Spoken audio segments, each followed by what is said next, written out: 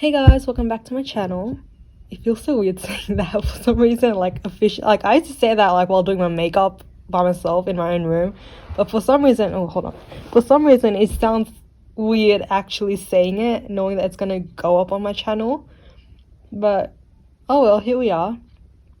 Before we get into today's topic, I just want to take the time to thank each and every single one of you that gave my last video a chance, took the time to view it, listen to it. It means the world to me, like all the love and support that I got, like whether you just watched it, listened to it, like it, comments on it, or like send me a message. It means so much to me, so thank you so much. I am like forever grateful for that. Also, a huge shout out to my friends. They know who they are for like promoting it and really spreading the word about it. I honestly had no confidence to like go on Insta or like any social media and be like, hey, I have a YouTube video up and stuff like that. I did not have the guts. So my friends did that for me, and for that I'm really thankful. I love you guys.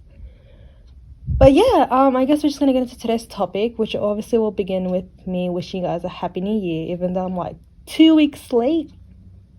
And it's like 2 weeks into 2022, but we're just gonna ignore that and blame it on my lack of organization skills. But yeah, happy new year. I hope this year treats everyone well and keeps everyone safe, especially with COVID going on. And just in general, I hope people does well mentally, physically, spiritually, and like emotionally, I guess. The funny thing is, I wish so many people like a happy new year, but for some reason, no matter how many times I say it to others and like repeat it in my head that we're starting a new year and whatnot, and like 2021 is no longer the current year, I still have a really hard time believing it, which like makes no sense. Like my brain actually cannot like grasp the fact that it's 2022 and not 2021. It's really weird. Like 2021 was horrible. Like it was absolutely like ugh. So you'd think I'd be excited to start a new year and like get over the way 2021 like dragged me by the hair. But no. I don't know if that's meant to be like a good thing or a bad thing, but I'm assuming it's a bad thing because like I said, 2021 was like a hell of a ride. A ride that I genuinely wanted to get off once like January 1st started. But here we are. Now before you guys are like, oh my god, it couldn't have been that bad, stop complaining. No, that's literally what I'm good at. I'm good at complaining, so I'm gonna complain. Just suck it up and listen to it. No, I'm kidding. But yeah, let me basically give you guys a recap. Okay, so 2021 January, February, and March. All right, it's going great. I'm really in that cliche new year, new me thing, new year, new me vibe, blah, blah, which I think is great. Every year you want to improve on something, you want to change your life around, which is, I'm up for it. That's fantastic. So January, I had that mindset. I was like, really, nothing really special happened in January, but I was happy. Like I was doing great. Then February started, and in February, I started my first year of uni. So I was like extra motivated in a way. And then in March, it was also pretty cool. I mean, I had my birthday. Not that it's anything special. Like, I cry every year on my birthday. So, but I like officially turned 18 last year. And I was like, oh my god, I feel like a grown up. It didn't last long, but I feel like a grown up, which was great. So pretty much we're good. We're in like it's going great. 3 great months, fantastic. We're really getting ourselves together. Blah blah. Then we have April, May, June, and July. Now, this is where it gets really weird. Like, I have no memories of anything that happened in either of those months. Like, absolutely none. I cannot pinpoint a single major event that took place or, like, in general of anything happening during those months. And I've only come to realize this through a TikTok trend where, like, a girl was, like, listing all the things she accomplished every month of 2021. I'm like, oh, this sounds fun. Let me give it a try. So I'm ticking it off. Like as I go through the month, I go to April and I'm like blank. My mind just kind of shuts down. I'm like, all right, okay, it's fine. Like, not every month something special gonna happen. I was like, okay, cool. So I moved on to May and the same thing happened. Got no memory. And then so on and so forth with June and July. So that was a little concerning at the moment. Like, once I thought about it, because I don't know if I'm just aging early or if I hit my head somewhere along the way or like something happened, obviously, because I don't have any memory of those months. But carrying on, we move on to August, September, and October. Now, this is where it gets real bad. I'm not going to go into details onto what exactly happened because it's like kind of personal. But it was something that kind of triggered me in a way that I instantly fell back into my old habits. Like back into the state of mind that I promised myself I wouldn't fall back into. Like those 3 months were so bad that it made the first 3 months feel like absolute shit too. Like I completely disregarded the fact that 2021 started off well. I literally labeled 2021 as a shit year. Like I became moody, I was hurt, I was angry. I didn't even know what was happening to me. Like I was not myself for a while. Like I lashed out at people. And I'm the type of person that kind of bottles things up. But I think this time I was like, nope. I've had enough of it and I just lashed out. I'm not proud of it. I'm not saying I'm proud of it, but that's what happened. That was the reality of it. So it was bad. It got to a point where I didn't even want to see anyone at all. I didn't want to go out. I mean, I didn't really go out much, but for some reason, I didn't want to have, like, any contact with anyone whatsoever. Like, my own family members were pissing me off. I got sick and tired of seeing their faces, too, and I was like, just get out. Like, people started to really drain me out. I didn't care who it was. I just didn't want to be around anyone. So, because of that, I isolated myself even more. And, like, that's when it started getting even worse. And now that I reflect back, by the way, there's going to be a lot of reflecting throughout this episode, so just keep that in mind. So now that I look back, I realize that what I was actually doing within the period before everything fell apart, so like that April, May, June, July, that part, was ultimately I was trying to convince myself that there was nothing wrong with me. And I'm talking about the beginning of January, February, March. Like, I went into the year telling myself there was nothing wrong with me and I was perfectly fine. Like, I let people's words get to me. Like, before I reached out for help, and keep in mind, I live in a brown household where, like, mental health isn't really talked about or given the importance it deserves. So every time I reached out to people or, like, anyone for, like, help or try explain my situations, I was instantly called crazy. Like, it was labeled as just exaggerating and weak, and this idea of what people, like, people, they would be like, oh, what would people think if you start therapy? Or, like, what would people say if you go to a psychiatrist? They'll think that we did a bad job at raising you and whatnot. Therefore, I went into 2021 forcing myself to believe that I wasn't any of those, because, I mean, no one wants to be called freaking crazy and weak. So basically, since I've been living in that constant emotion of, like, sadness, like, I've been dealing with mental health issues for, like, 5-6 years now. And every time I've reached out for help, it's just been like, yeah, no, it's just in your head. You're going to get over it. It's a phase.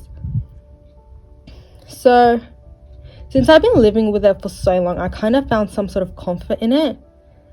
And when I tried to get out of this comfort zone, I didn't mentally or physically prepare myself for it, which just added further into the damage.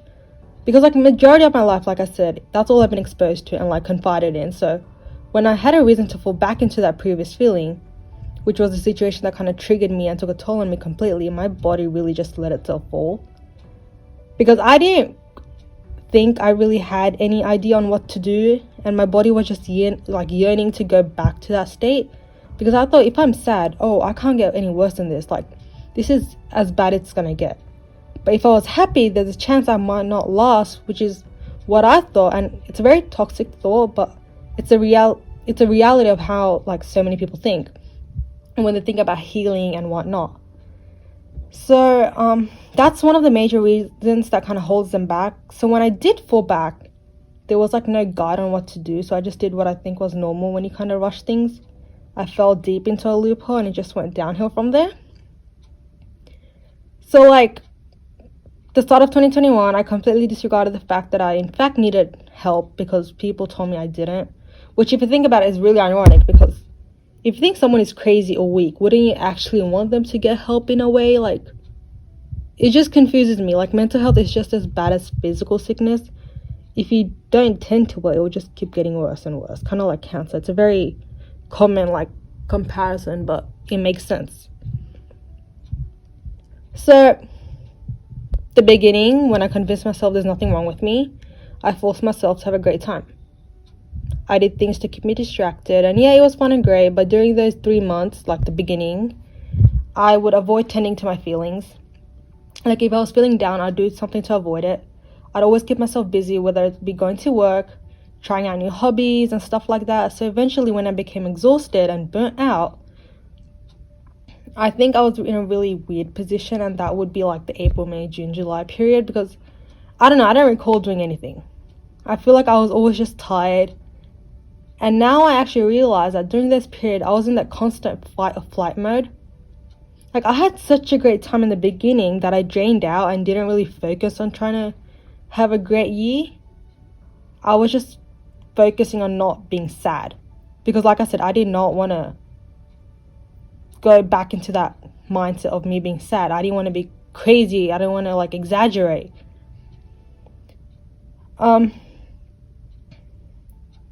Yeah, so I just concentrated on being neutral and like not happy or sad. I just didn't want to be sad.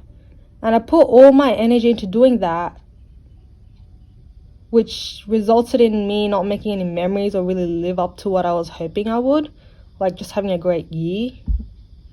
Therefore, because I was in this constant fight or flight mode during August, I had to deal with this issue that kind of triggered me big time. And I instantly fell back into that feeling I was trying so hard to avoid. I have experienced this situation before, but like, you know, I would usually know how to handle it because I did experience it before, like I just said. But this time I had no idea, like, on what to do. And therefore I just fell without any sort of safety net, and it just kept going downhill from there. Like I said, like I lashed out at people. I cried nearly every day, week, month. I literally cried. I have like so many pictures of me crying on my Snapchat, hidden private, whatever, camera roll. And I'm not saying I'm grateful for I'm not saying I'm proud. Sorry, not grateful is not the word. I'm not saying I'm proud of lashing out at people, but I think I was just so sick and tired of holding it all in that it was a cry for help, literally a cry for help. Because when I lashed out, it was to those people that kind of turned their back on me. So really, I was just crying for help and like begging for it in a way. Some might say, oh, you could have just went and saw a therapist. Listen, my guy. Getting help or seeking therapy, psychiatrist, whatnot, is like a really great privilege. It's not just at the reach of your fingertips, you know. There's like financial stress related to it. There's like a whole stigma that people need to overcome. There's just like a whole bunch of things. So if you're one of those people that just says, oh, just get help, it's not that hard. Pay for it. Pay my therapy bills. Seriously, pay my therapy bills. No, I'm kidding. No. But like seriously, like please just open your eyes a little and really try seeing things from a different perspective and situations. Like it's not the same. Not everyone's parents or family or friends are that understanding. It's not that easy. So please don't go and tell people, oh, just get over it. Oh, just go see someone. And it's not like therapy will work for you. It's not guaranteed. Like there's so many people that went therapy and it still didn't work for them, and they've been shamed. Like, I'm sorry it didn't work for me. Like, it worked for you, good for you. Like, maybe something else, like, doesn't mean you shame people for it. So if you're one of those people, you're a shithead. But yeah, back to what I was saying. So I became like the worst version of myself during the end of 2021, and I'm not proud of it. But one thing is, I don't blame myself. Like, I'm not saying I'm proud of what I did. Like, that's not what I'm trying to say at all. Just keep that in mind. And I'm not throwing 100% of the blame on people around me. What they did, of course, hurts. But, you know, you just have to kind of understand that certain people won't help either, because they're dealing with their own issue, own generational trauma, which is a really big thing in Desi culture. Or even just doing certain things won't help. And it kind of helped me to understand what I actually need to do to get better. And hopefully I can kind of implement them in 2022. Which so far I've cried literally nearly every day. We're only 2 weeks in, so I don't know if I should be concerned. But yeah, my biggest takeaway from 2021, based on all the things I went through and experienced, I would say, like, feel the emotions. if you're really trying to get yourself together, you will have bad days, and that's okay. Like, don't ignore them, because then you just start to bottle up your emotion and it just becomes a bloody mess at the end. Like, that's what I did. Like, I convinced myself I was okay and there's nothing wrong with me and that people were right and I'm actually not crazy and I'm not exaggerating and maybe it's just in my head. And then I got so obsessed with the idea of constantly trying to be happy that I didn't even realize that I fell into this whole situation where I didn't want to be sad, so I did everything in my power to not be sad. But because since I'd like suppressed all those feelings and something did trigger me, it just all came out. Like, there was literally no point of it. It was just a waste of time and energy, because I just kind of fell back into this same routine, this same like sadness that I tried so hard avoiding. So yeah, take it from someone who's experienced it. It doesn't work. Just feel all the emotion. That's the only way it's going to help. I read somewhere that if you wake up one day and like instantly achieved whatever you wanted, you wouldn't really know how to handle any of it, which is basically like what I just said. But like, it would be completely overwhelming because you hadn't grown and transformed through the process of creating it all. Like, the process is magic because it's a becoming of like you. So really, just take your time, feel all the emotions you want to feel. If you want to cry, cry. If you want to be happy, be happy, laugh, scream, yell, I don't know. Just don't beat yourself over like a bad day or whatever. Just take it slow, and trust me, and that always turns out a lot better than just like speeding your way through it. Secondly, trust your gut feeling. Don't let others, like, it's very cliche, but like, once you stop caring what people think of you, trust me, you start to become really happy.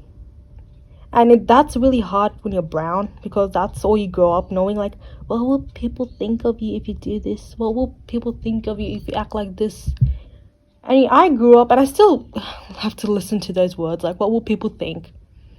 But there's like limits. Like, put limits to yourself, you know. Like, if it's hard, and sometimes people will think it's part of the nature. But just don't let the words get to you, like, especially about how you should be feeling, because it really isn't worth it. Like, it's not in their right to be telling you how you should be feeling about certain things. People will have this image of you that they created in their mind, and they will do anything in their power to, you know, keep you within that mold. And yes, once you start to break out of it, they might start to view you differently and whatnot, but that's okay. You're like a separate individual from them, and if they cannot respect that, then that is a sign that you need to kick them out of your life. And try to avoid them as best as possible, because you could be doing like everything. Like, you could be reading, you could be walking, you could be developing new skills, achieving new things. But if you don't deal with the shit that goes inside of your head, there's literally no point, because you're not going to be happy. It's a cliche saying, but it's true, and it takes experience to understand it. Like, experience that I hope no one goes through, or like anyone that does go through, I'm really sorry. It happens to a lot of us, and it's okay, I guess. It doesn't make you weak or crazy. It doesn't. You're not freaking weak, or like, you're not looked down upon. You're still loved. If you go through it, it's okay. It literally makes you human, because those emotions exist for a reason. They literally exist. So you shouldn't feel bad about it. Everyone goes through it. So yeah, like, the two things, just feel literally all the emotions in 2022. Don't beat yourself over a bad day. Number 2, just trust your gut feeling. Don't let people talk you down out of things that you want to do. Just, yeah. But I think that's all I have to say. I hated 2021, but I'm grateful for all the things I've picked up on and the lessons I've learned. So, as much as I really want to forget it, I mean, I did forget half of it, but the rest, I think it will be like a year where I feel like I matured a little. Not because I turned 18. I'm still freaking dumb and like childish. But like, I mean, there was some good times, so I don't want to like just completely disregard the fact that I had some good times, accomplished new things and whatnot. So for that, I'm grateful. For the rest of the year, it can go down the drain, I don't care. But yeah, hopefully 2022 is a great year for everyone and treats us with love and kindness. And, you know, it's a year people really put themselves first. If the year's a shit start for you, I'm sorry, but please, please, please, please don't give up just yet. There's a chance it will get better, so just stay strong as much as you can. And yeah, I wish you all the best. Now, I feel like I kind of speed through this podcast, but like my head's in like it's a really weird position right now. So I just said whatever was in my mind, but I hope it made sense. I don't know if it made sense. I'm gonna have to like replay this and see if it made sense. I'm gonna record it again, but hopefully it made sense. Now, on to the final part, which is the book recommendation. The book I have in mind that relates to this episode is called Ugly Love by Colleen Hoover. I know a lot of you might have heard about this. It's a very popular book. She's a very popular author. In specific, if you guys do read the book and want to know what I mean by relating to it, I would recommend looking at Miles' character. Like he's the main character, like the main guy. Just look at his character and his backstory. Really, give it a thought. Like it will give a lot more depth to what I'm saying. He's not the best character I've ever met. Even though he's a man written by a woman, he sounds like a man written by a man. But it's basically about a dude named Miles who doesn't really want to be in love or ever fall in love. So when he meets his best friend's sister, he can't help but be like attracted to her. So they make a deal to keep things low key with no strings attached. And down the road, eventually things start to take a turn. You kind of find out how his trauma stops him from doing certain things. One being like in a relationship and whatnot, falling in love, blah blah. But yeah, if you're interested, I highly recommend checking it out. I think I gave it like a 3.5 out of 5 or a 3 out of 5. I can't remember, but it was one of those. But other than that, I think I'll end it here and wish everyone a great rest of the day. And if you listen to this at night, I guess it's good night from me. And yeah, thank you so much for listening. I hope you enjoyed. Happy New Year once again. And yeah, bye-bye.